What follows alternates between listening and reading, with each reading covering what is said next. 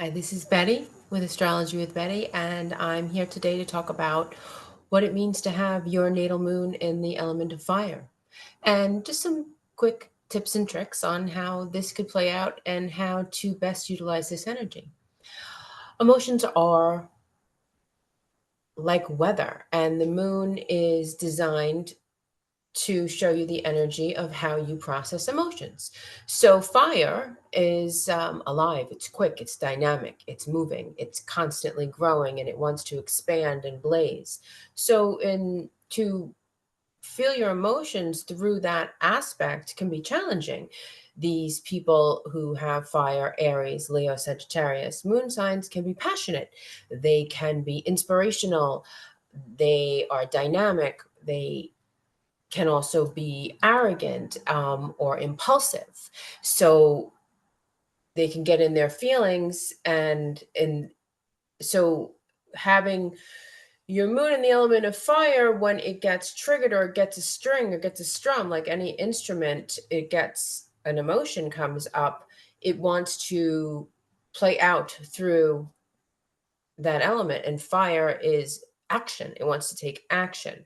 So in nature, where they have a lot of forest fires, they do something called a controlled burn. So to just know, look, it's just in a response, it's just like weather. So it rains, okay, it's not going to rain forever. You're happy, you're sad, you're angry, you're cranky, whatever you're feeling, it's just temporary, and it doesn't make sense, it's not logical. So it's not to judge ourselves. People with the element of fire for their moon sign can get triggered. So, say they have a great job and they love their job, but they have a big fight with somebody and they quit and storm out. That's impulsive.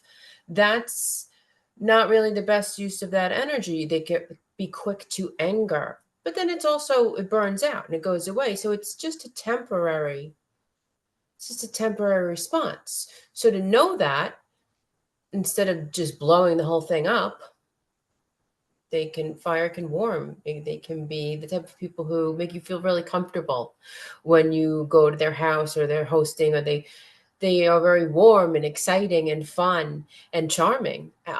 That's the positive. It could also be they can burn you and be nasty and arrogant and cruel. So it's just energy. It's just energy. So going to a rage room is a great way to start removing that boulder from the cave of your emotions.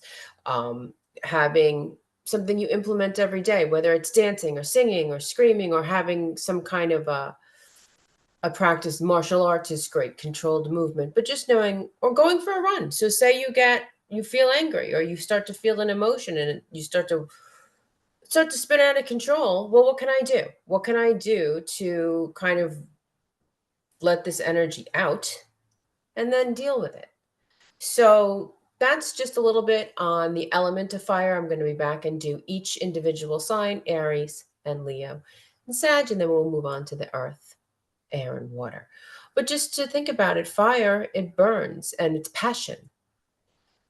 Passion can also be anger. Like, look at a lot of relationships that are very passionate. They're fighting, and then they're making love, and then they're fighting, and that's passion. It's the same energy, same coin, two different sides. So it's passion and aggression. It's just it high movement and expressing that energy in a very fast-paced, dynamic way. So what is very passionate can quickly turn very negative and destructive if it's not channeled correctly. So thank you so much for sharing this part of your day with me. And I welcome any comment or questions or feedback. And you can reach me at astrologywithbetty.com.